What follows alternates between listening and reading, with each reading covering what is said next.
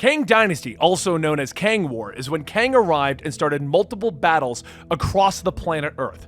His plan was to prove to the world that they needed Kang to defend them. But the Earth's mightiest heroes have been fighting back each and every one of these incursions, battling against all of the forces that Kang has pitted against each other. But since the entire world is at war, more villains are about to step up, while Cap needs to lead a team of heroes into space to take the fight directly to Kang. This is Comicstorian. We take the time to make you a comic book expert by filling you in on the big moments happening within the world of comics. We cut out the B-plots and limit our panel usage. This is to prevent copyright problems, but it also allows you to have something to read to yourself if you decide to add these to your collection. I do recommend going to your local comic book store or checking out a digital retailer. Or you can use an app that we use over here, one of our sponsors, Shortboxed. Download the app to your phone right now and you can see the world of collectible comics by finding some great graded comic books to add to your collection. Click the link down below to learn more. Today we're going to be covering Kang Dynasty issues 5, 6, and 7. This is a storyline that came out in 2001 and appears to be the storyline that they're going to be using as the basis for the movie. I doubt they're going to take most of this because, as you'll see from our coverage, none of this is even in the MCU right now. But if you want to know what happened in issues 1 through 4, make sure you click the link down below. And if you want to know how this concludes, click that subscription button. Anyway, let's get into issue number 5. His army cheers his name as Kang raises a glass to them. Marcus standing nearby and Kang turning to him. "One day, they will roar for you, my son," he says, gesturing to those below them. "You, Marcus, have proven yourself an able warrior, a fine commander, and have earned the respect and devotion of the men as my chief lieutenant. You have done well. It is good to have a family, a crown prince." Kang tells him and Marcus looks at his father. "And my mother, noble sire, does that make her the empress?" he asks, but Kang turns away, waving off his son's questions, reminding him that his mother was chosen from the finest breeding stock within the empire. But it was Kang who brought his son into the past, onto the secluded world to be trained. He puts his hands on his son's shoulder. "Do not think too much of women, my son. They are a distraction and a weakness. Good to serve as soldiers or mothers, but little more. Always remember, the genes that formed you only gave you potential. It is what a man accomplishes that sets him apart. Your mother is your past, Marcus, and the past is over. It is the future that should concern you," he says as he looks at the screens of Earth, ordering his son to depart and prepare the invasion force. On Earth, Captain America, the Wasp, Firebird, and Thor are meeting with the Joint Chiefs of Staff. Captain America informs them that even though the team has taken a beating recently, they will be prepared to assault Kang's fortress. The general nods, informing them that the Allied forces have begun preparing their defenses in France, where Kang said that he would first attack. But without knowing the nature of the attack, they can't prepare properly. The fact that half of the world is in an uprising and rioting in the name of Kang isn't helping the situation, and having the world governments fight against their own when they should be preparing. The talks continue, but Thor is the one who finally stands up, excusing himself from the discussion and walking out of the room, with Firebird rushing after him. Meanwhile, over at Avengers Mansion, Jack of Hearts steps out of the machine that is nullifying his powers, allowing him to act as a human for a short period of time while on Earth. Triathlon greets him at the room door, asking if he's ready to head out for the evening, reminding him of the lovely girls that they will be meeting with. But before they can head out into the town, they're stopped by Warbird and Vision, the pair explaining that they are concerned by the Triune Understanding, a religious group that has supposedly built a spacecraft that is powered psionically through prayer. Justice and Firestar are already undercover in the group, but Warbird believes that they need more experience. Wait, hold the phone. I know you think the TU is some sort of cult, but remember, I'm a member. I believe in its principles, and I don't think that this is right, Triathlon says as he jumps up. But Warbird explains to him that she doesn't think that they are evil, but that they seem to be suspicious, and that she'd rather be safe than sorry. "I'm saying, let's find the truth, whatever it is, Triathlon," she tells him. Meanwhile, over in Washington, Thor stands upon a rooftop, overlooking the city as the sun is setting. Firebird appears behind him, asking what is wrong, and Thor turns to her, explaining that he believed that he could act as a hero and not get attached to the humans who live in the blink of an eye compared to his immortality. But after what happened with the presents, he feels that he is becoming too attached to those that he calls his friends. But Firebird shakes her head, that she doesn't think that this is actually a bad thing. "You cannot understand," Thor tells her, and she looks at him as they both begin to watch the sunset. "Maybe not, but I'd like to show you that you're wrong." Can I have until we defeat Kang to change your mind? She asks Thor. Back at the Avengers mansion, Vision finally informs them that he believes that he is best suited to infiltrate the church, using his newfound emotions to tell them that he seeks guidance. And with the argument settled, the rest of the heroes head out for the night, with Carol and Vision deciding to join them. Meanwhile, Cap and Wasp are still in their meeting, with the general finally informing them that if the Avengers can't defeat Kang, the military will go with their second option. And he taps a button, and the screen shows the rows of Sentinels that are still being worked on. "You can't be serious, General," Wasp asks as Cap struggles out of his chair, still wounded from the fight with the Presence, and he reminds them that the last time that the Sentinels were activated, they turned against their creators. "The first flight of the Sentinels will be ready in 96 hours, the General tells them, and a look of determination settles on Cap's face. 96 hours. If that's all you're gonna give us, General, we'll take it. We'll find a way to take Kang down." The room suddenly begins to rumble, and all around Washington, D.C., an earthquake rips through the city. Outside, vast walls rip from the ground as strange alien defenses encircle it.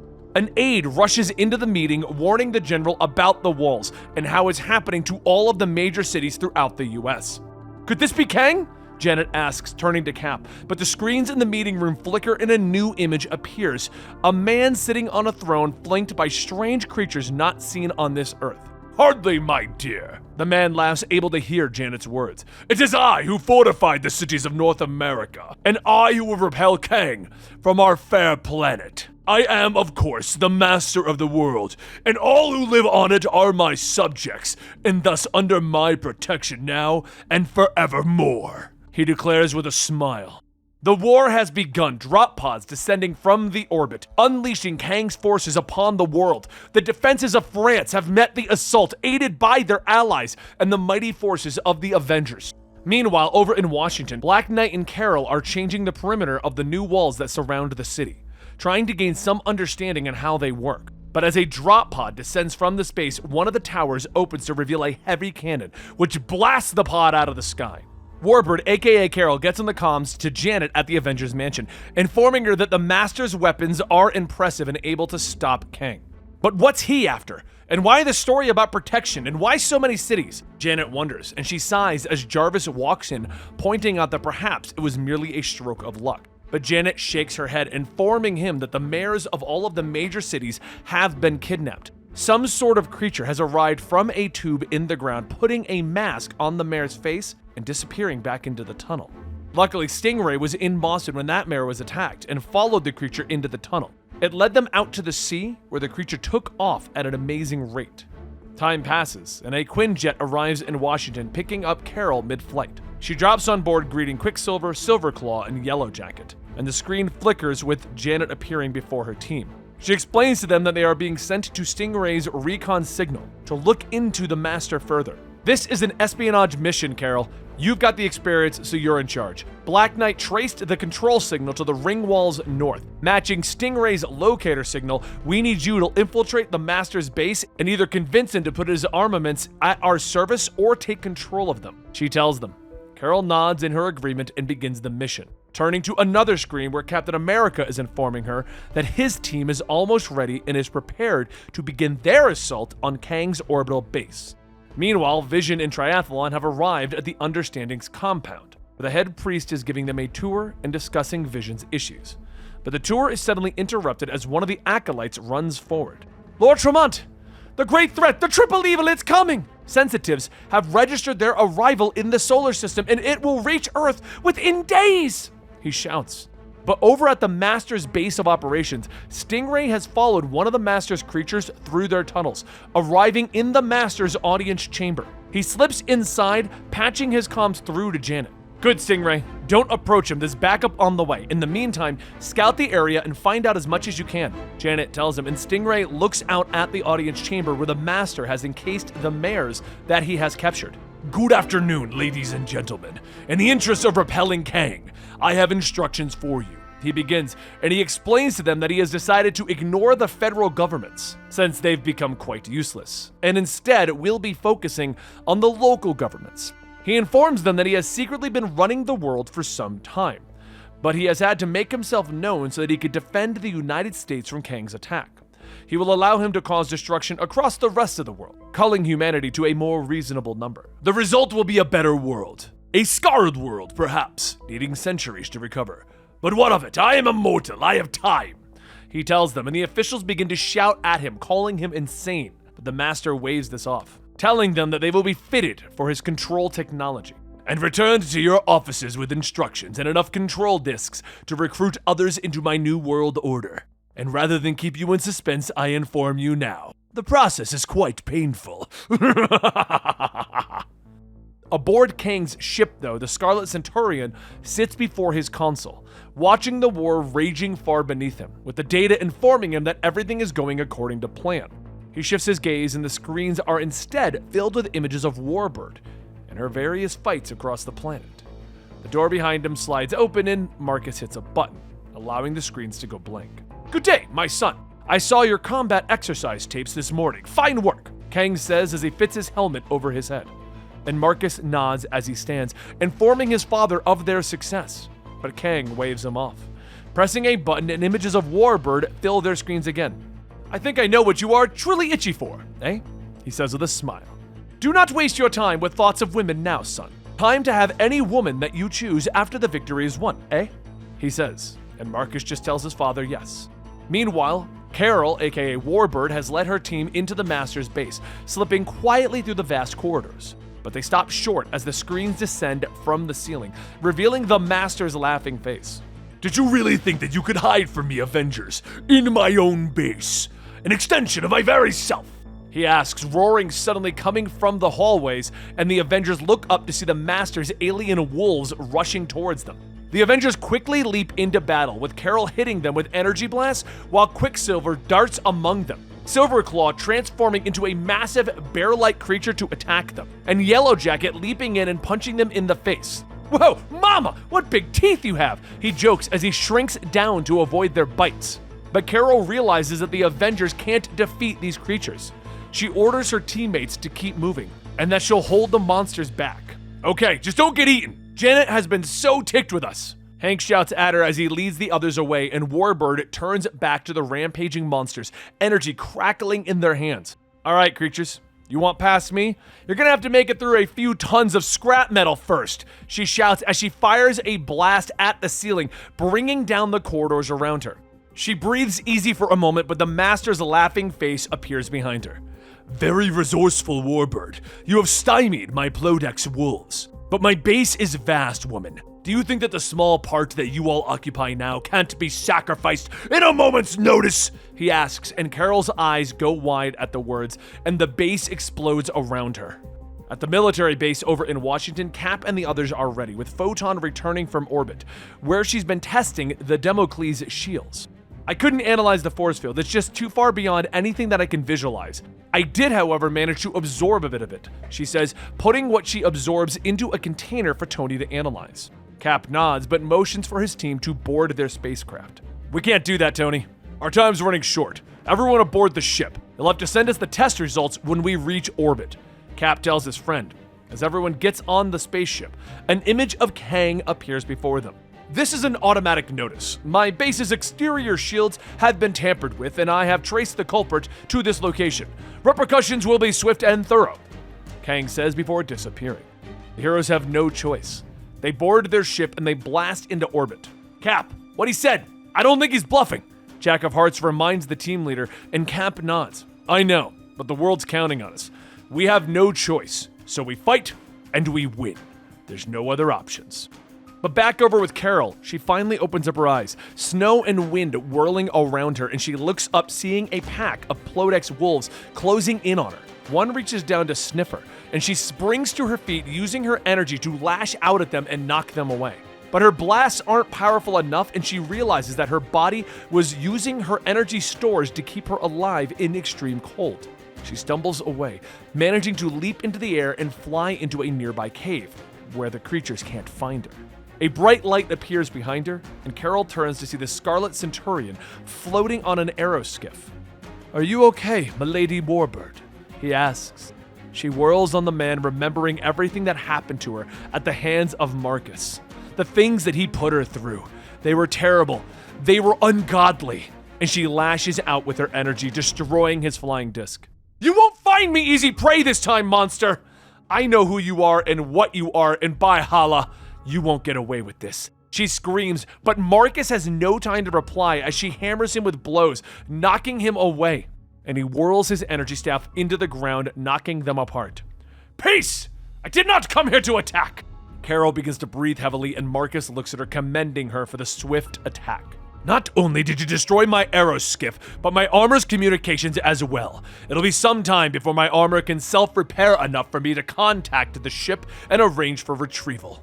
But Carol is still prepared to fight, demanding to know why Marcus came here. We're enemies, she reminds him, and he nods, removing his helmet, informing her that he finds her most alluring. I have been hopelessly enchanted with you ever since I first laid eyes on you at the United Nations Plaza, he explains. And I came here to offer my assistance. He offers her his energy staff, allowing her to drain the energy from it and replenish herself. But Carol refuses, believing that it might give him mind control abilities like the past Marcus had with her. I do not understand, Marcus says, clearly confused. He lights a fire between them, trying to explain to Carol that he means no harm. And some time passes as they sit by the fire in silence until finally Marcus speaks. I have accessed my father's intelligence files on you, milady, and I believe I know that Marcus of which you speak. I am not that person. I have an actual mother and a different upbringing. I know what happened to you, but I live my life by a code of honor that was taught to me by my father. I'm not sure Kang is the noble warrior that you think he is, and I can't take the risk that you're lying. Marcus agrees, but still promises to aid her, leading her deeper into the cave where they discover part of the Master's base is protruding out of the ground. Marcus aims his energy staff at the ground, breaking through the ice and snow to reveal a hatch inward. With that, the two of them drop inside, discovering that they are in some sort of lab, with strange creatures floating inside stasis chambers. Halt where you are, intruders! The guards suddenly shout, aiming their energy weapons at the pair, and Marcus turns, pushing his staff towards Carol, telling her to power up for the fight, but she still refuses. Blast it! If you won't protect yourself, I will! Marcus shouts, turning back to the guards, using his staff and armor to block the plasma bolts from their weapons. Carol has no choice, leaping over the wounded man's head, lashing out at the guards, dropping them with several punches and kicks. She then grabs one of their weapons, cracking it and charging herself up slightly. And with the fight won, she rushes to the fallen Centurion. Are you all right? She asks, and he nods, telling her that he will heal.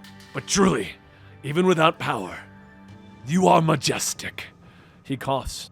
But a blast suddenly rips past them as one of the fallen guards gets a shot off. The wall shatters, revealing a sucking wind that pulls everything into the room, and the Centurion is about to fall into the prison, but he jams his staff into the destroyed wall, stopping himself. Looking down, he sees some sort of creature, a mass of tentacles and eyes, gaping mouths full of sharp teeth.